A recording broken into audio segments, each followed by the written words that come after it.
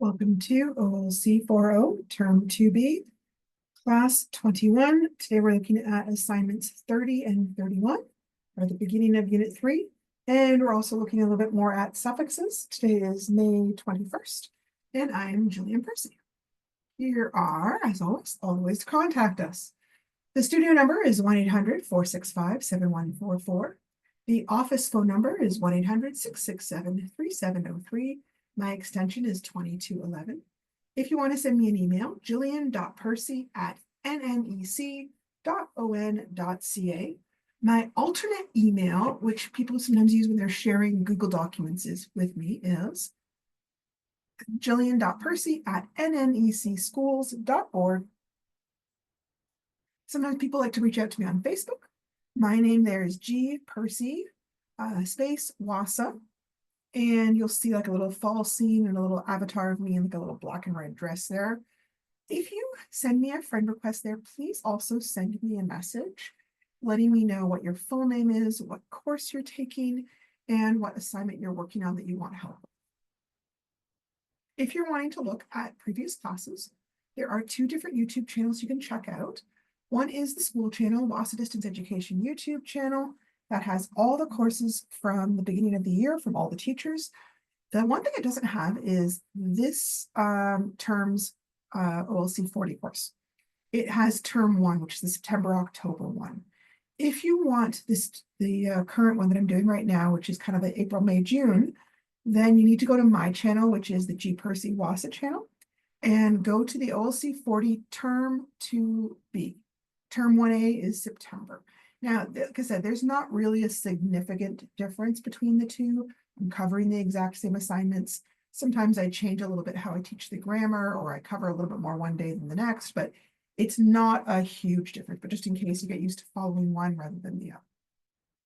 Okay, my most common question is, how do I hand in assignments?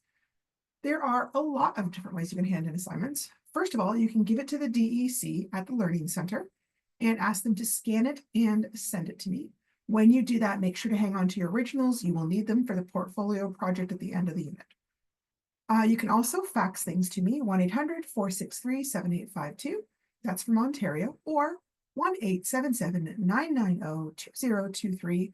That's if you're in the rest of Canada. You can email it to me with the assignment as an attachment. When you do that, send me the email to studentwork@nnec.on.ca.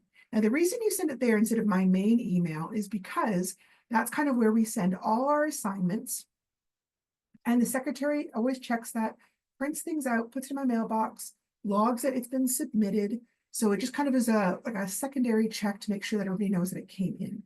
The other thing is, if anything were to happen to me or another teacher took over this course, or you want to continue it next year and a new teacher was teaching it, we can still access your work. Whereas if it's only in my email, no one else could access my email. So it just kind of gives it more range, basically. Make sure that on the physical assignment, you have your full name, the course name, the assignment number, and the name right on the page. I know a lot of people put it on the email, but I don't see the email usually, right? It gets printed off and put in my mailbox. If it asks for a rough and a good draft, please make sure both of those get handed in and that they're labeled so I know. If you only hand one in, like if it's a rough draft and you're wanting feedback, let me know. Like put a little note at the bottom saying, hey, here's my rough draft. Let me know what you think so that I can talk to you about it. Otherwise, I just kind of take a random guess and hope for the best, okay? Like I said, some people share documents with me through Google Docs. When you do that, make sure to include me as someone who can edit or view. Otherwise, I won't be able to do anything to open the link. You can mail it, but it's not the best way to do it. It takes too long. Some people also take photographs of their assignments. You have to be careful when you do that. The photograph has to be really clear and easy for me to read. Don't put like 4 or 5 photos on one page. I won't be able to see that. Okay, it won't open up nice and big and clear. If you're just kind of taking it on your phone and then sharing it with me, make sure to send it as an attachment rather than as the actual body of the email. When it comes as the body, it opens up in a really strange size and I have to kind of really play around with it to get it back down to the regular size. You can also download a scanner app on your phone and then use that to take pictures. It actually works way better than just taking photographs, because it's designed to take documents, make documents look nice and crisp. Obviously, I use Adobe Scan. It's free. It's a reliable company. You can use whatever scanner app you want. Download it onto your phone, open it up, and then you just kind of pose it over your assignment, just like you're taking a picture. For Adobe Scan, they got little blue dots that kind of line up with your corners you can play with if you need to. You could also adjust the borders, like if you accidentally got a little bit of the table on or something. And then you keep repeating those 2 steps over and over until you've got all the pages scanned. Hit continue, and now it lets you preview everything before you go on. You can reorder the pages. You can retake a photograph if it didn't work out. If you're happy with it, hit Save PDF, give it a name, and then save it wherever you saved your things, Google Drive, Dropbox, or whatever, and then send it to me as an attachment. Okay, we are currently in week 6 of this 9-week course. One thing to remember is that the last day of term is June 13th. Usually we only accept exams on that day, and this course does not have an exam. So generally the last day we accept assignments is June 12th. This course, instead of an exam, has a long culminating activity. It's going to take you, I estimate, between 5 to 10 hours. And I'm giving you a wide range because I don't know how quickly you write or how many versions you write. Some people will write 1 version and they're happy. Some people write 5, okay? Kind of depends, and I don't want to assume anything. I do suggest that you do not leave that assignment to the last day. It will be very difficult to complete, especially if you are already working full-time or maybe at home taking care of young children all day. You want to give yourself plenty of time to do this. I would say at least a week, but you might want more. Generally, once you start Unit 4, ask me for the culminating activity so I can give it to you ahead of time. You've got plenty of time to work on it because it really is worth 20% of your overall grade, which means it can raise your marks from like a D to a B if you do well on it. So it's kind of important. Don't skip it. If you are a potential grad for this June, in other words, you are one of our students who's finished all their courses, maybe this is your last course, or this one and maybe another course that you're almost finished, make sure you get everything in by about May 30th. That isn't a hard deadline, but it takes me a long time to do all the marking. I have a huge stack of marking right now. I currently have 134 students. There is no way I can complete all the marking in one day if everybody decides to leave it to June 13th, okay? So get it in early as much as you can. Generally, the best bet is hand everything you've done in on Friday, or if you're the type that does all your work on the weekends, hand over whatever you've done on the weekend in on Monday, okay? Don't wait for an entire unit. It's actually way harder for me to mark a whole unit at once. If you're running so far behind that you're like, yeah, I don't think I'm going to get finished this, then go ahead and enroll in the summer version of the course and continue your work then. There are no live classes in the summertime, but I will be doing the marking.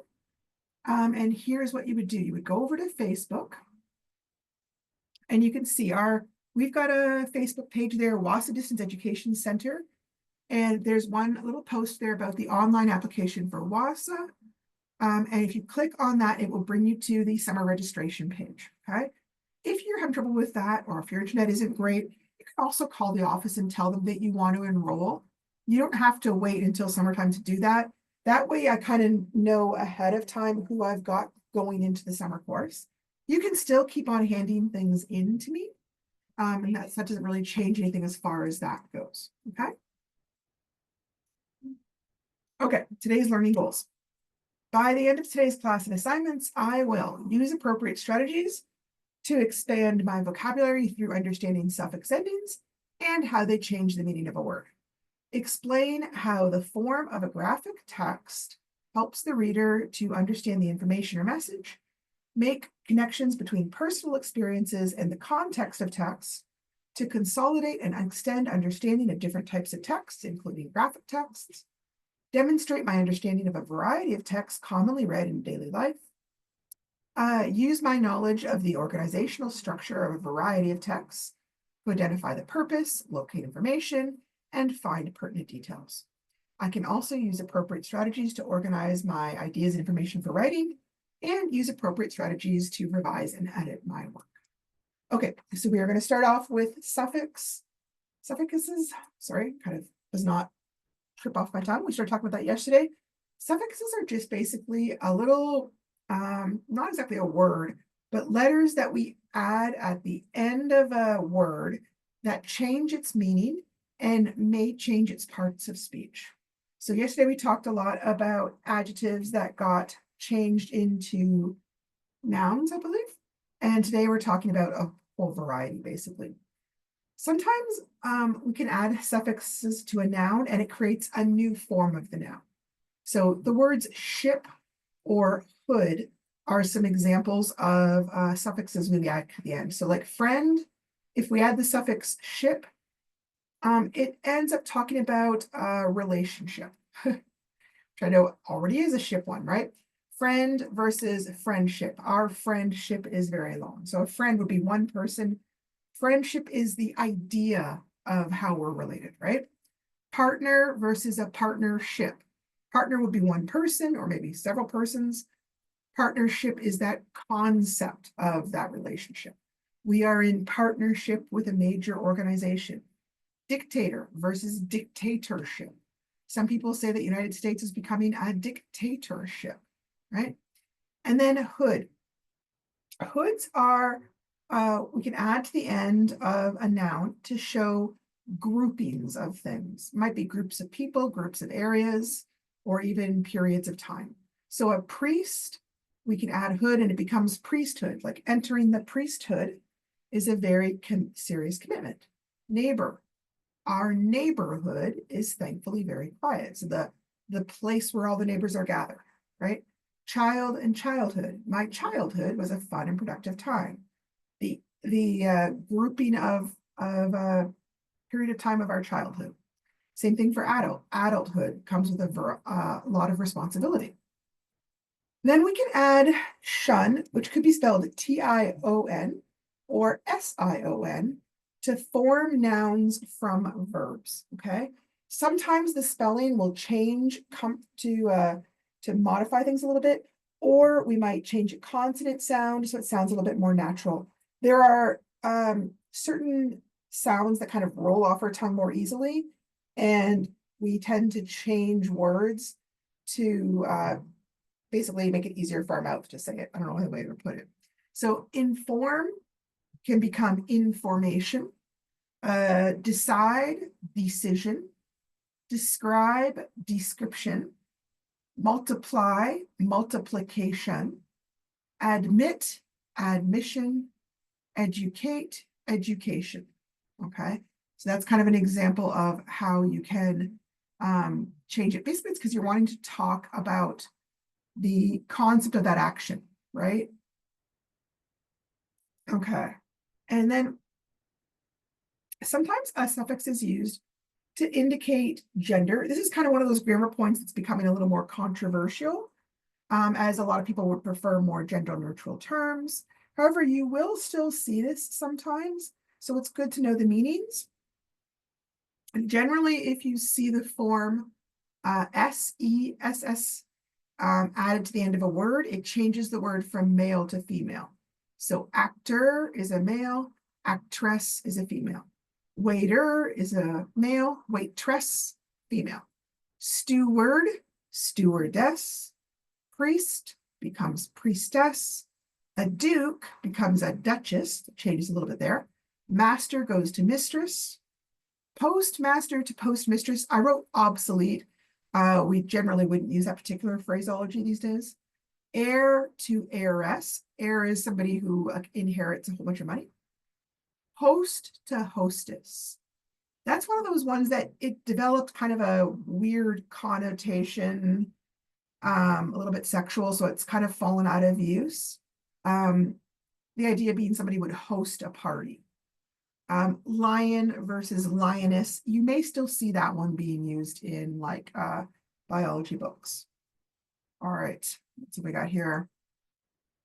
Sometimes we can add a suffix to a verb to indicate the name of a person who does that particular verb generally for a living. Like somebody who assists is called an assistant. So we use ANT or ENT at the end of the word to indicate that it's talking about a person now.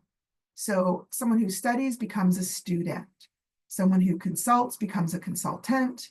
Someone who does accounting, accountant. Someone who serves, a servant. Someone who participates in something is a participant.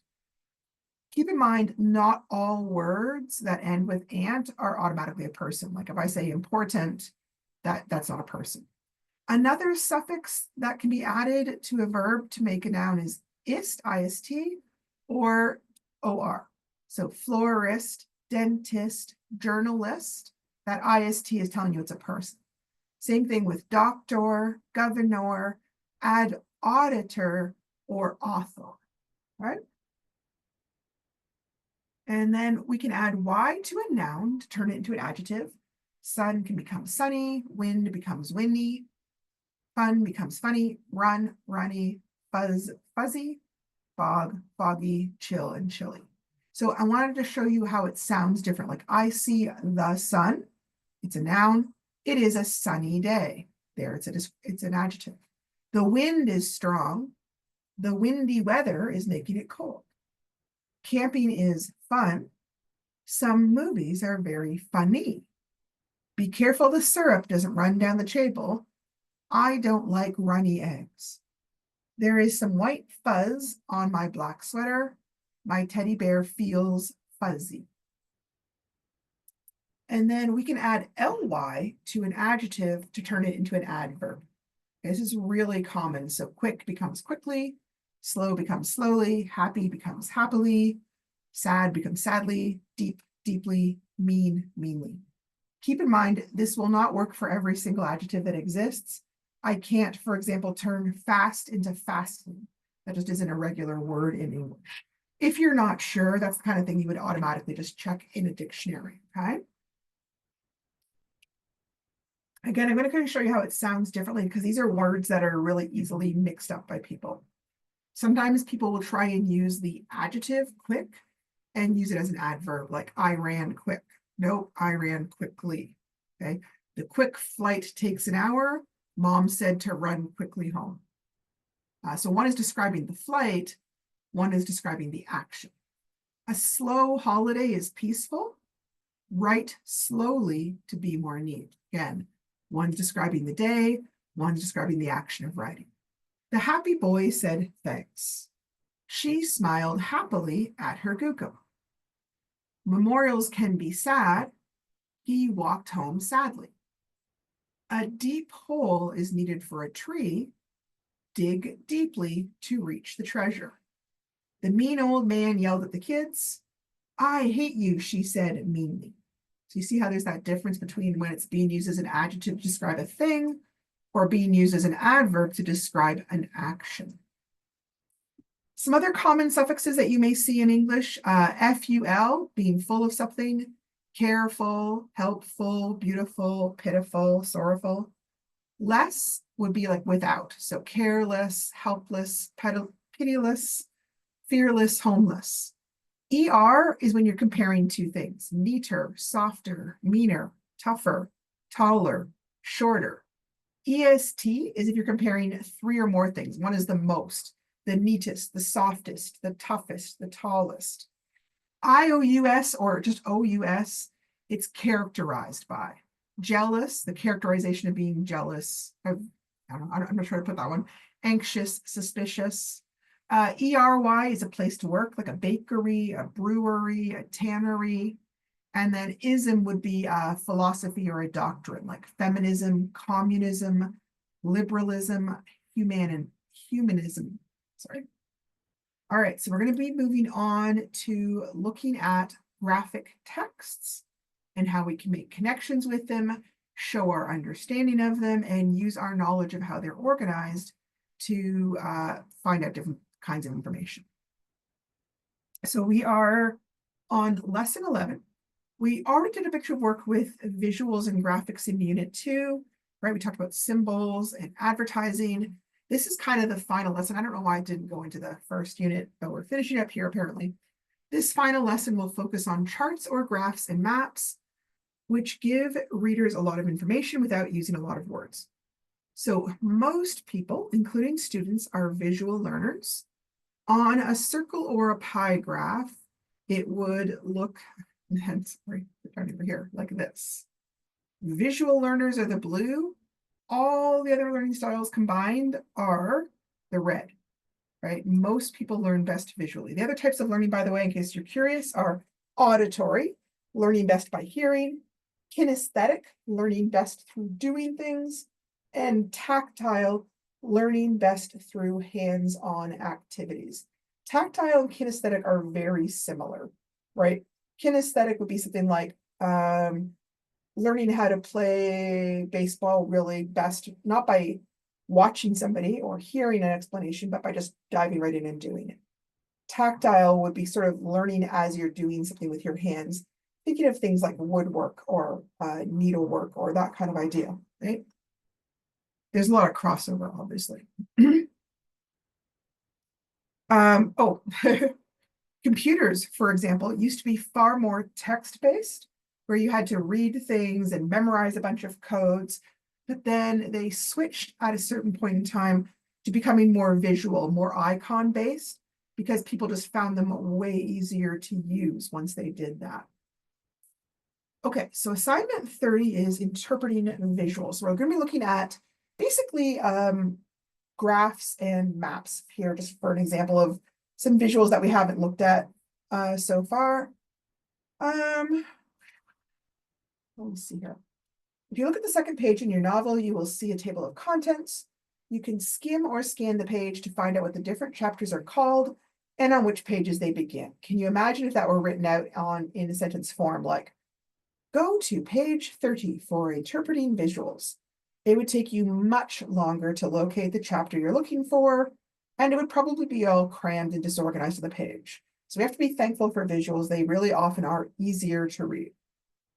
Charts or graphs and maps allow readers to understand information quickly and efficiently and to draw conclusions based on the data they see. So you are going to use the skills you've learned about visuals to answer the following questions. Okay, first of all maps have titles. There is a map on page 4, which is missing a title, which makes it difficult to understand the information presented. Skim and scan the names on the map. Think about your prior knowledge and come up with a good name for the map. Give that map a title. Important. Remember that your title should not be so vague that it doesn't tell what information the map is giving you. So do not write to me map of Ontario. I will not take it. Okay. Here are some examples of other maps and what they show. So this is what we call a topographical map. And that means that it shows how high the land is compared to sea level. So sea level would be like these blue lakes here. And the parts that are light green are the lowest, right, between 0 to 100 meters. And then there's a brighter green that's 100 to 200. And then there's a kind of a dirty green, I don't know, 200 to 300. Brown is 300 to 500. And then the kind of pinkish brown, those are the tallest parts that are close to 700 meters tall. Okay. So if I was saying this, I wouldn't just say map of Ontario. I might say topographical map of Ontario or elevation map of Ontario or terrain map. There's more than one way to put it, but I would make it clear what it's trying to teach me about Ontario, not just tell me that it's Ontario. Okay. This is the map that you have. Okay, so look at what it is and think about what is it teaching us. One thing to think about is what information is on this map and what types of information are not on this map that you might be used to seeing on a map. Okay. Number 2, something else is missing from this map, and that is what's called a compass rose. A compass rose shows you which direction is north. In the case of most maps, including the one we have here, the north is usually straight up the top of the page, and south is straight down. East is usually to your right, and west is to your left. They want you to draw a compass rose on your map. There's an example of kind of a complicated one. You can look for simpler ones, but make sure you get all the directions in there, like northeast, southeast, southwest, and northwest as well. Okay. Don't just include the north, south, east, west. Okay, number 3, in at least 2 sentences, describe the location of your home community. Use words such as north, south. Pretend that someone is planning a trip to see you. Remember, we're not using words like right, left, up, or down. The whole point is using the map directions, right? So we're deliberately using directional words. This is one of those ones that sometimes people find really hard. So my home community is down here in Windsor. If I was trying to describe to somebody how to get there, I might explain it like this. Go to the southernmost tip of Ontario. So here's Ontario, there's the southernmost tip. Find Lake Erie, there's Lake Erie. Go west from Lake Erie until you reach Windsor. So that would be it. I could also say something like, go southeast along Highway 1117, heading towards Toronto. When you get to Toronto, turn southwest and head towards Windsor. So there isn't just one right way to give directions, but just make sure you're using map words, not like left and right words. Also, remember that when you're giving people directions on how to get somewhere, you need to give them a starting point, right? You could use Thunder Bay or Sioux Lookout or Kenora or Pickle Lake as starting points. If I was telling someone how to get to Sioux Lookout, from Sioux Lookout to Kenora, I might say something like this. Take Highway 72 out of Sioux Lookout, driving southwest. At Dinorvik, turn left and head west for about 30 minutes to get to Dryden. So I want to say turn left and head west. Those are the same things, but I'm sort of indicating which way you're doing, right? Okay, part 2 is looking at the bar graph. This is the bar graph. Whenever you're looking at the bar graph, you want to read the titles. So the title up top is age. The title down here is age in years, 0 to 19 years, 20 to 64 years, 65 plus years. Over here, we've got the percentage of the population. It starts at 0 and goes up to 70%. And then over here, we've got a little legend. The darker bars count as the Aboriginal, and then the lighter gray bar counts as non-Aboriginal people. So the questions are going to be about this particular bar graph, okay? Number 4, according to the graph, approximately what percentage of the population over the age of 65 is Indigenous? So I would go over here, I'd find the Indigenous Aboriginal people over 65. Now I've got a problem. It doesn't go all the way up to 10. Sometimes people will try and round off and tell me 10 or round off and tell me 0, but you really can't do that. You're going to have to kind of think, what number is halfway between 0 and 10? And give me a good guess and write that down, okay? Number 5, what percentage of the population under the age of 20 is Indigenous? And then number 6, use the graph to make 2 statements which compare the Indigenous population to the non-Indigenous population. An example of one comparative statement would be, there are more non-Indigenous people between the ages of 20 and 64. You want to use words like more, fewer, most, least. If you're comparing 2 groups, you would say something has more than or something has less than. If you're comparing 1 group out of 3 or more groups, you would say the most is or the least is. Okay. Here's a different graph talking about the population of the United States. This one is comparing males to females. And here are some example statements of what I might say. The population overall of both male and females was lowest in the year 1985. The population overall of both male and females was highest in the year 2010, which would be as high as that goes. It would obviously be more now. The female population was consistently higher, I forgot to put, than the male every year that it is listed. Isn't that interesting? There's always a little bit more females than there are males. I don't know why. Oh, this one's not true, taking that out. Oh, I think I probably meant to say lower. Sorry. The male population is consistently lower every year that it is listed. And then I could give very specific things. I'm not going to go on. You get the idea, right? Okay, so that wraps up assignment 30. So then we're going to move on to 31. 31 is us basically doing a journal about what we've learned about visuals, okay? So the last several lessons, which include what we learned in Unit 2, have focused on visuals. In this journal, please write about how specific visuals help us more effectively understand what we read. Please be very specific in your body sentences. Your opening and your closing sentences can be general because they're trying to get across a big idea. But the rest of your sentences should be very detailed with specific examples of how a certain visual gets used in different reading formats. Your paragraph should be at least 6 to 7 sentences long. It should follow good paragraph structure with an opening statement on the topic, 4 to 5 body sentences that give specific examples and details, and then a closing sentence that provides a conclusion or a summary. No rough copy is needed for this assignment, just the good copy can be handed in.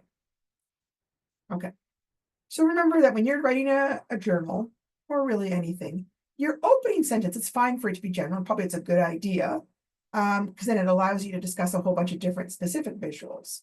An example might be something like, visuals can be a great way to add extra information to the text. You can do any kind of variation of what you picture. Then you can explain by giving lots of detailed examples. But I couldn't use that sentence as a body paragraph. I'll have a lot of people say some variation of this over and over again in their body paragraph. Visuals are great. Visuals are helpful. I love visuals. No, I can't take that, guys. You've got to be specific, okay? The other thing is I don't know why, for this specific journal, I get a lot of plagiarism. I don't know why. I have a lot of people will just copy different lines from the assignment and slip it in there and hope that I won't notice. This has been done often enough that now I do notice, and I will send it back to you and ask you to do it over. So please don't try. It's become a really common thing, I think, because people find this one really hard. Here is an example of a poorly done paragraph. So this is what not to do, because I've plagiarized some stuff and I've been very vague, okay? So here I'm going to give you an example of how it sounds. Visuals can be a great way to add extra information to text. Visuals add to our understanding of material. They make the material we're going through more interesting. Charts and graphs help us in our everyday lives. They help us figure things out at a glance. Visuals are very useful. I always like to see visuals in things I read because it helps me understand. So the two things that I highlighted here in the yellow and the orange, those are plagiarized. They're a direct copy of last year's assignment information, right? Because it said this basically. I have since taken that out, but people just kind of split that into two different sentences and put it in there. The third sentence in orange, was from an earlier section in the assignment. And then the pink section is from another section entirely, including the at a glance part, okay? So the middle has all been taken from somewhere else. You can't use it. This part is very vague, but that's okay because it would be the closing sentence. But the middle part I would have to get completely rid of because all I've done is copy things from the assignment. I need you to give me exact examples from your own ideas, okay? So don't talk about visuals in general. Pick a visual and talk about that specific visual in ways that you specifically find it helpful. Some examples of visuals that we've discussed so far are things like photographs, drawings or illustrations of fictional events, maps, graphs. We've looked at road signs, material warning labels, emojis, advertising, okay? You could use any one of these, brainstorm when you might see them and how they might be helpful. So here's an example. I just kind of started this, obviously don't use mine, but photographs, they appear in newspapers to show us what an event or a news might look like. For example, war photos or a protest crowd with signs. Drawings can be used in science textbooks to help us picture a concept that's new, like the rain cycle, or maybe a picture of an atom because we can't see it with our regular eyes. Whoop. Remember to use our paragraph format. So we start with a general statement, and then we have at least 3 to 5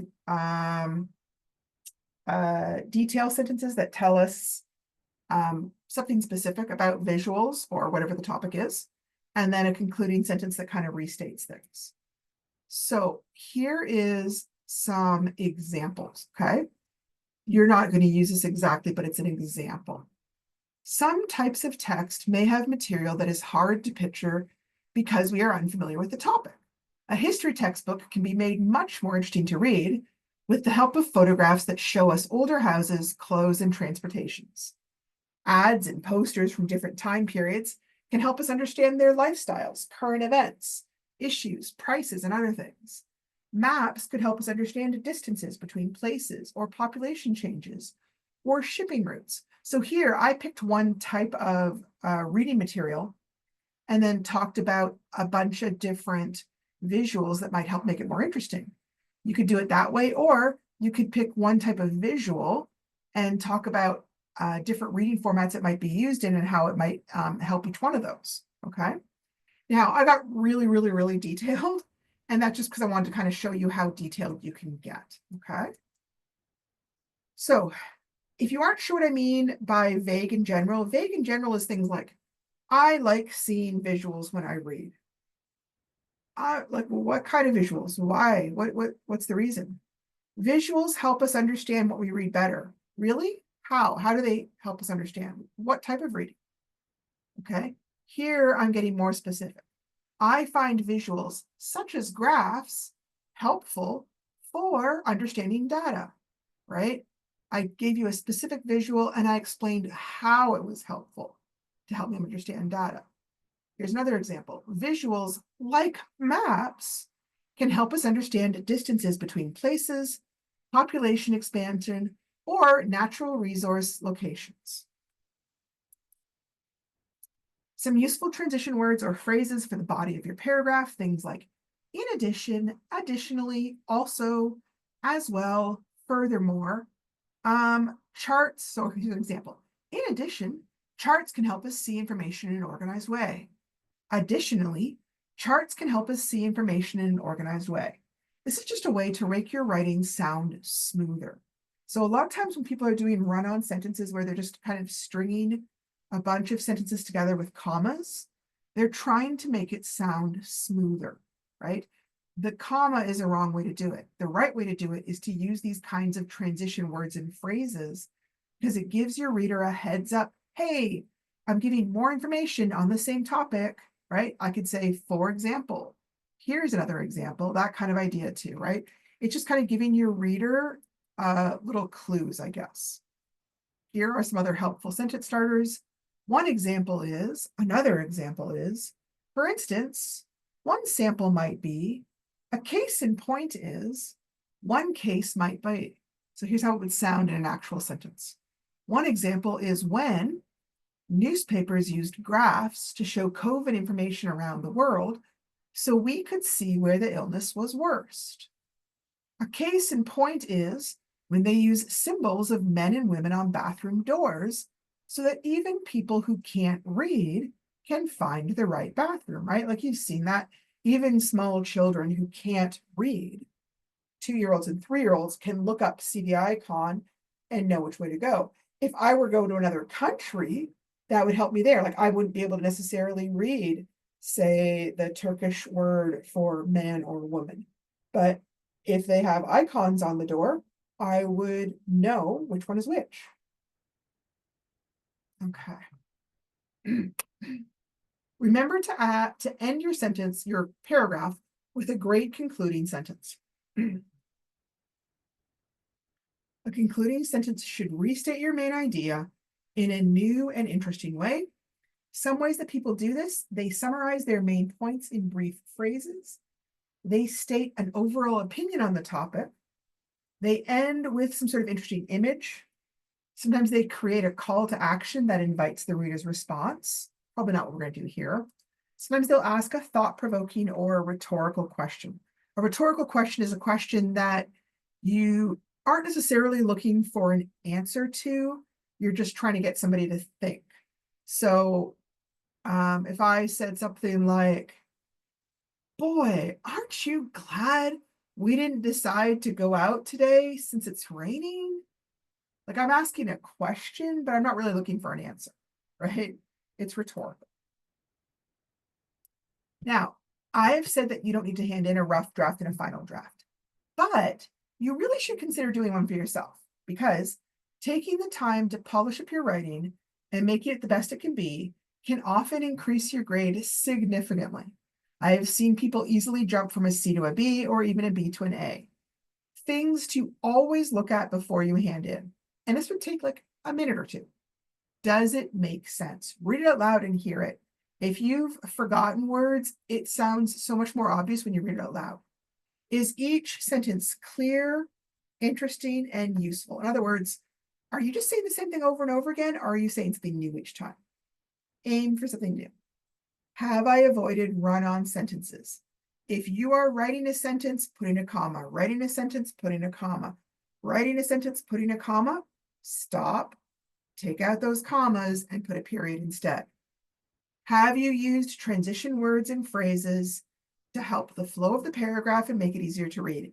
If you haven't yet, I honestly encourage you to. I look for them, but also they just make your writing sound so much better and so much more professional.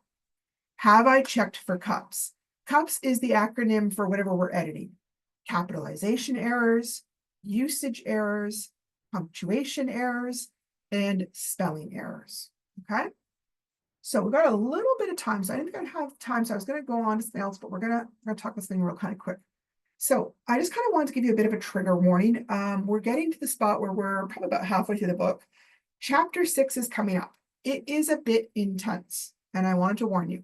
It can be hard to read due to the emotional issues it raises up because suicide is one of the topics, okay? If you think that you will find reading that chapter too triggering, please feel free to skip that particular chapter, okay? I don't ask any specific questions on. It will come up again later. But you can also stop listening to this video if you don't want to hear me read about chapter 6, okay? I'm not going to talk about any more assignments after this. I'm just going to talk about chapter 6 a little bit. Please, I'm going to give you a list of numbers after this. If anybody is feeling sad, depressed, or struggling with thoughts of self-harm or suicide, please don't struggle alone. Please reach out for help. Obviously, in your own community, you can talk to the nursing station. I know a lot of people reach out to elders or to band counselors. There are usually mental health workers or noted workers that you can talk to, but here are some other helplines in case you're not wanting to talk to any of those particular people. There's one called the Hope for Wellness Helpline. This offers immediate help to all Indigenous people across Canada. It is available 24 hours a day, 7 days a week. Oh, where's the phone number gone to? Hang on a second. There it is. 1-855-242-3310. There's also an online chat, www.hopeforwellness.ca. Then there's another one called Talk for Healing. This one is specifically designed for Indigenous women. Apologize to the men out there, but that's what it's designed for. But it's also available in 14 different Indigenous languages, all across Ontario. That one is 1-855-554-HEAL. And then there is the Métis Nation of Ontario's Healing and Wellness branch. They also offer a 24-hour mental health and addictions crisis line. That one's only available in English and French. Once you've been connected to them, they also offer other services. That's 1-877-767-7572. Then there's the ETAG Healing Lodge and Learning Center, 705-5347, 3724. And then in Fort Frances, there's the Tribal Area Health Services, 807-271-0194. And obviously, if you live in town, you can always call 911. You can go down to Minoyawin. There is Noted Services in town.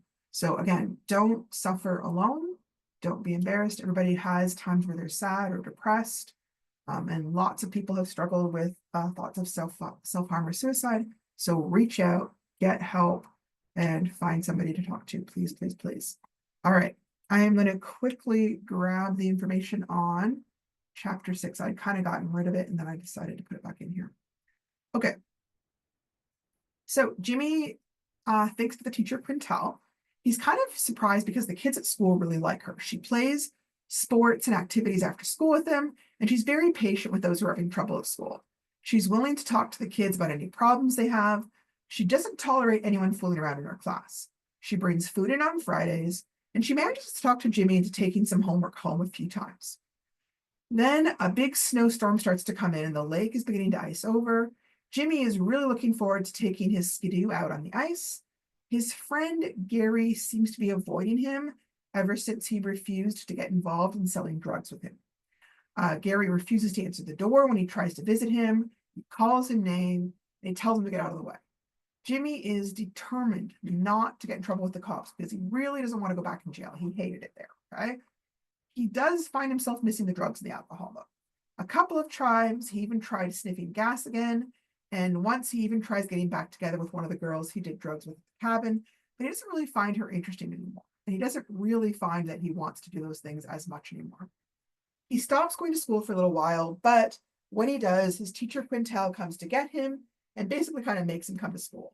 He isn't really happy about it, but he goes along with it because he doesn't want to upset his grandmother because he loves her very much and he knows that she loves him. Finally, Jimmy decides to go have a talk with Gary. So this chapter also goes into a lot of detail about Gary's home life, which is really not good. Gary got involved with drugs, gas, and alcohol by about grade 7. And this chapter makes it clear that he seems to be almost permanently damaged by the substance abuse. It seems to make it really hard for him to think. He feels a lot of despair over his own life. So Gary is trying to talk Jimmy into helping him bring in drugs from Thompson to sell to make more money. Jimmy tries to explain that he really doesn't want to do this because he doesn't want to go to jail. But Gary doesn't really take that seriously. He's mostly focused on all the money they can make. I want to point out this is in part because Gary has somehow become the breadwinner. He's the one bringing home the money. His parents are not doing that anymore. Gary talks about thoughts of suicide and the people who've done it. And he really talks about how bad things are at home. They're very broke. His mom's got diabetes. She's getting a lot sicker, and they never have enough food. And then after they finish talking, Jimmy just kind of falls asleep out there on the dock. So this is a sad chapter. And to be honest, there's a few sad chapters over the next little bit. Okay. So we are going to wrap up. Today is Wednesday. Tomorrow is our last class for the week. If you are having difficulties, please reach out to me so that I can help you with whatever you need with the assignment. And I will be here tomorrow. And send me an email if you want some help. Take care and have a good evening.